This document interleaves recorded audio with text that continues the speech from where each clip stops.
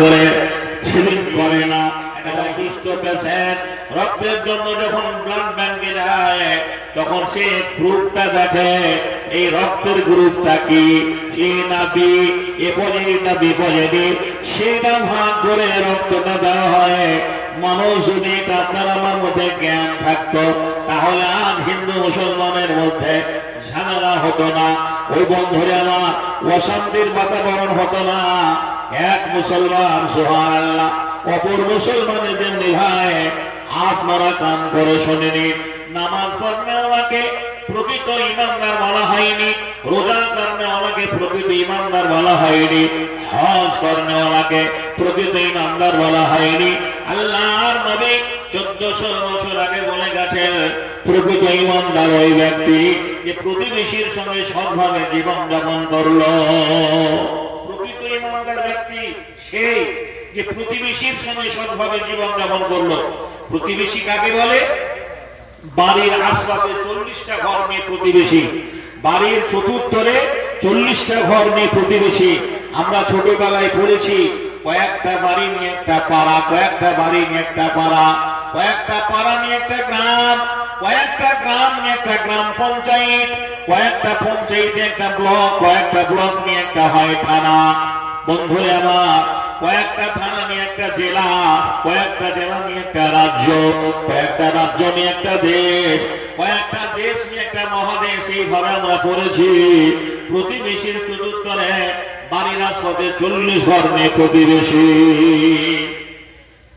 আপনার একটা ভাই কলকাতায় থাকে, আপনার একটা ভাই কলকাতায় থাকে, এখন আপনি মুসলিম আর যে ভাইটা থাকে সেও মুসলিম, কিন্তু আপনি যেখানে বসবাস করেন সব বাড়িগুলো মুসলমানদের। এখনই আপনার ঘরের পালায় আগুন লেগে গেল বা বাড়িটা কোনো কারণবশত আগুন লেগে গেল, আচ্ছা বলুন কলকাতায় তাকে ফোন করার পর সেই ভাইটা আগে আসবে না আপনার প্রতিবেশী ভাই প্রবীর ভাইটা আগে আসবে? প্রবীর ভাই আগে আসবে, অনুব্রত আগে আসবে, সুবীর আগে আসবে। প্রতিবেশীকেই বলা হয় যে ওই ব্যক্তি প্রকৃত মুমিন যে প্রতিবেশীর সঙ্গে সৎভাবে জীবন যাপন করে। এটা আমার বক্তব্য নয়। 1400 বছর আগে মহানবী মুহাম্মদুর রাসূলুল্লাহ সাল্লাল্লাহু আলাইহি ওয়াসাল্লাম বলেছেন ওই ব্যক্তি প্রকৃত মুমিন যার জবানের দ্বারা হাতের দ্বারা প্রতিবেশী কষ্ট পেল না।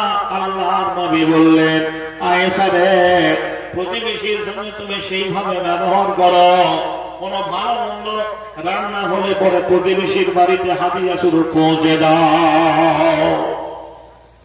তাহলে ঘুরে একটা জায়গায় আসছে সেবাই মানুষের পরম ধর্ম। জীবে প্রেম করে যেজন সেজন সেবিতে সব নররূপী নারায়ণ। আল্লাহ রাব্বুল আলামিন কোরআনে বলেছেন ইন্না দীনাল্লাহিল ইসলাম। পৃথিবীর মাটিতে একটাই দিন, তার নাম জোরে বলুন ইসলাম। ইসলাম ছাড়া পৃথিবীতে কোনো দিন নেই। আমি একটা হিন্দুর ছেলে, সেই ইসলামের আদর্শকে ফলো করে ইসলাম যে ভালো দিন, ইসলামের উপরে কোনো দিন নেই, সেই ইসলামকে ভালোবেসে আমি একদিন কালেমা পড়ে মুসলমান হয়েছি। আমি কোরআন হাদিসের আলোকে কিছু কথা বলার আগে আমি জানি রাত হয়ে গেছে, আপনাদের জন্য খাবার অপেক্ষা করছে, দূর দূরের মানুষ সবাই চলে যাবে। আমি ছোট্ট করে সংক্ষেপে দুটো কথা আলোচনা করব। আমি হিন্দু থেকে কেন মুসলমান হলাম? বন্ধুরা আমার, এতে হবে কি অমুসলমান হিন্দু ভাইরা বুঝতে পারবেন, জানতে পারবেন যে ওই লোকটা কেন মুসলমান হয়েছে। আর আমি আপনাদের কাছে যে ইসলাম কবুল করেছি, আমি আগে ক্ষমা চেয়ে নিচ্ছি।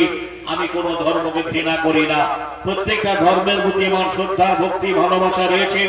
ইসলাম আমাকে শিক্ষা দিয়েছে লা ইকরাহা ফিদ্দীন, কোন ধর্মের প্রতি জবরদস্তি নেই। লাকুম দীনুকুম ওয়ালিয়া দীন। মুসলমান ধর্মের নিয়ম হচ্ছে যে আল্লাহর জমিনে আল্লাহ ছাড়া কাউকে সিজদা করা যাবে না, আল্লাহর জমিনে আল্লাহ ছাড়া কাউকে মাথা নত করা যাবে না। এটা কঠোর ভাবে নিষিদ্ধ রয়েছে।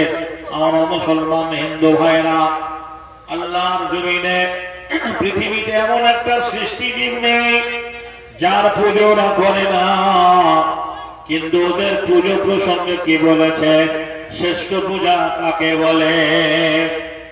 আমি একটা একটা করে বলবো, ব্যাখ্যা বিশ্লেষণ করার দায়িত্ব আপনার। প্রথম কথা হচ্ছে শ্রেষ্ঠ পূজা কাকে বলে। ধাতু বাছান মাটির মূর্তি কাজকে তোর সে গঠনে আদম চারার পাকা কলা কাজকে তোর আয়োজনে মেষ ছাগল মহিষ জাতি কাজকে তোর বলিদানে চাকজনকে করলে বোঝা অহং করালে মনে মনে তুমি লুকিয়ে তারে করবে বোঝা জানবে না রে জগৎ জনে তুমি ভক্তি সেবা খাইয়ে তারে তৃপ্তি করা অপরণে। আমি আমার সমীক্ষায় পেয়েছি মনের ভক্তিতে একটা জাতি ডাকে তারা হলো মুসলমান। মসজিদে জীবনে কোন মসজিদে ঢোল বাজে না।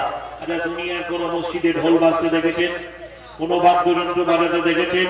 এরা মসজিদে ঠিক ফজরের সময় রাত 3:30 সময় উঠে ঠান্ডা পানিতে উজু করে শীতের সকালে মহান আল্লাহর কাছে গিয়ে বলে আলহামদুলিল্লাহ রাব্বিল আলামিন আর রহমান রহিম মালিক ইয়াউমিদ্দিন ইয়াকা না'বুদু ওয়া ইয়াকা নাস্তাঈন ইহদিনাস সিরাতাল মুস্তাকিম সিরাতাল লাযীনা আন'আমতা আলাইহিম।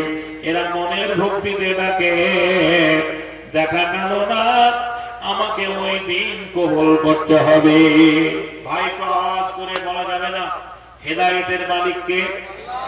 হেদায়েতের মালিক লাখো লোকের ভিড়ে জনসমুদ্রের মাঝে আমার মতো একটা অযোগ্য ছেলেকে আল্লাহ কিভাবে দিনের পথে নিয়ে আসছেন, নিয়ে এনেছেন, আমি সেটা আপনাদের সামনে একটু ছোট্ট করে তুলে ধরবো।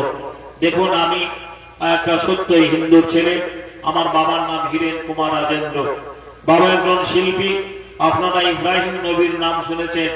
কোরআনে ইব্রাহিম নবীর ঘটনা আছে যে ইব্রাহিম সাল্লাল্লাহু আলাইহি একজন নবী ছিলেন আর তার আব্বা আজও মূর্তি বানাতেন। তার আব্বা আজও মূর্তি তৈরি করতেন। আমি শিল্পী।